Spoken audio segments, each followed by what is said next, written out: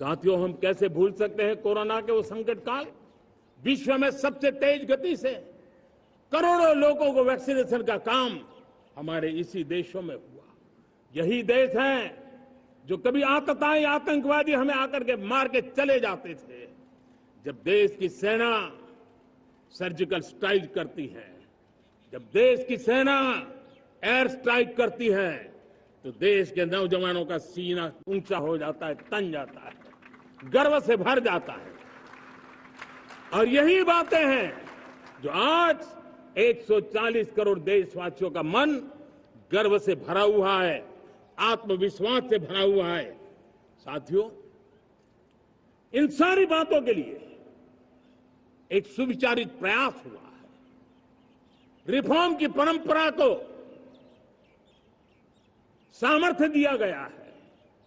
नक्कर तरीकों के, नक्कर लक्ष्य को लेकर के, और जब राजनीतिक नेतृत्व की संकल्प शक्ति हो, दृढ़ विश्वास हो, जब सरकारी मशीनरी उसको लागू करने के लिए समर्पण भाव से जुट जाती है, और जब देश के हर नागरिक उस सपने को पूरा करने के लिए, जन भागीदारी करने के लिए, जन आंदोलन बनाने के लिए आगे आता है, तब हमें निश्चित परिणाम मिलता ही रहता है।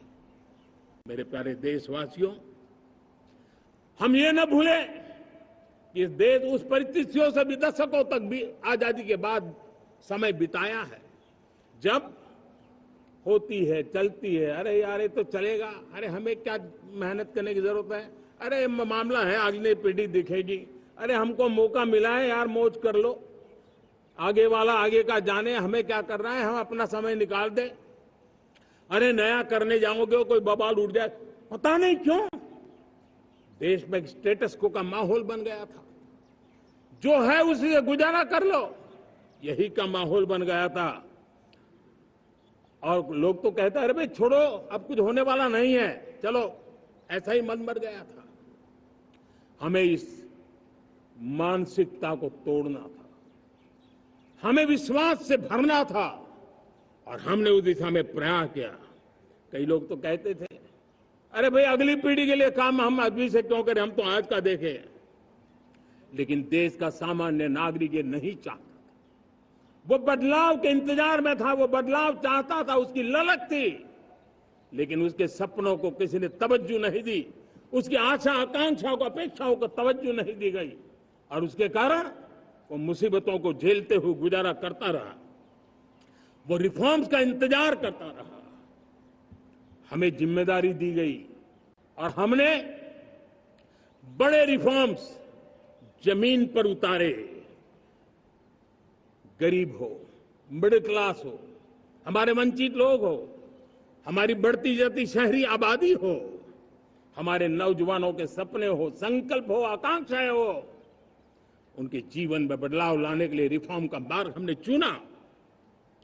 और मैं देशवासियों को विश्वास दिलाना चाहता हूं, रिफॉर्म के प्रति हमारी जो प्रतिबद्धता है वो पिंक पेपर के एडिटोरियल के लिए सीमित नहीं है।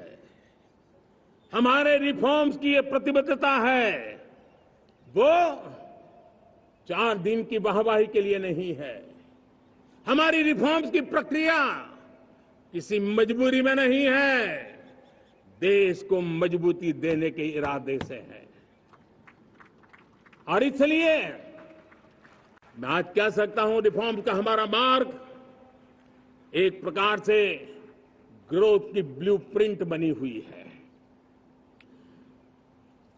ये हमारा रिफॉर्म, ये ग्रोथ, ये बदलाव, ये सिर्फ डिबेट क्लब के लिए, इंटेलेक्चुअल सोसाइटी के लिए, एक्सपर्ट लोगों के लिए सिर्फ चर्चा का विषय नहीं है। साथियों, हमने राजनीतिक मजबूरी के कारण नहीं किया है। हम जो कुछ भी कर रहे हैं वो राजनीति का भागा गुणा करके नहीं सोचते हैं। हमारा एक ही संकल्प होता है, नेशन फर्स्ट, नेशन फर्स्ट, राष्ट्रहित सुप्रीम, ये मेरा भारत महान बने, इसी संकल्प को लेकर के हम कदम उठाते हैं। साथियों, जब रिफॉर्म की बात आती है, एक लंबा परिवेश है, अगर मैं उसकी चर्चा में चला जाऊंगा तो शायद घंटों निकल जाएंगे, लेकिन मैं एक छोटा सा उदाहरण देना चाहता हूं। बैंकिंग क्षेत्र में जो रिफॉर्म हुआ, आप सोचिए बैंकिंग क्षेत्र का क्या हाल था। न विकास होता था, न विस्तार होता था, न विश्वास बढ़ता था। इतना ही नहीं, जिस प्रकार की कारनामे चले उसके कारण हमारे बैंक संकटों से गुजर रहे थे। हमने बैंकिंग सेक्टर को मजबूत बनाने के लिए अनेकविध रिफॉर्म्स किए और आज उसका कारण हमारी बैंक विश्व में जो इन्हीं गुनी मजबूत बैंकें हैं उसमें भारतीय बैंकों ने अपना स्थान बनाया है। और जब बैंक मजबूत होती है ना, तब फॉर्मल इकोनॉमी की ताकत भी बढ़ती है। जब बैंक की व्यवस्था बन जाती है, जब सामान्य खास करके मध्यम वर्ग के परिवार की जो रिक्वायरमेंट होती है उसको पूरा करने की सबसे बड़ी ताकत बैंकिंग सेक्टर में होती है। अगर उसको होम लोन चाहिए, उसको व्हीकल का लोन चाहिए, मेरे किसान को ट्रैक्टर के लिए लोन चाहिए, मेरे नौजवानों को स्टार्टअप के लिए लोन चाहिए, मेरे नौजवानों को कभी पढ़ने के लिए एजुकेशन के लिए लोन चाहिए, किसी को विदेश जाने के लिए लोन चाहिए, ये सारी बातें उसे संभव होती है। मुझे तो खुशी है कि मेरे पशुपालक भी, मेरे मछली पालन करने वाले भाई बहन भी आज बैंकों से लाभ ले रहे हैं। मुझे खुशी है मेरे रेहड़ी पटरी वाले लाखों भाई बहन आज बैंक से साथ जुड़ करके अपनी नई ऊंचाइयों को प्राप्त कर रहे हैं और विकास की दिशा में वो भागीदार बन रहे हैं। हमारे एमएसएमई, हमारे लघु उद्योग के लिए तो बैंक एक सबसे बड़ी सहायक होती है। उसको रोजमर्रा पैसों की जरूरत होती है अपने नित्य मर्जी पर प्रगति के लिए, और उस काम को हमारी मजबूत बैंकों के कारण संभव हुआ है।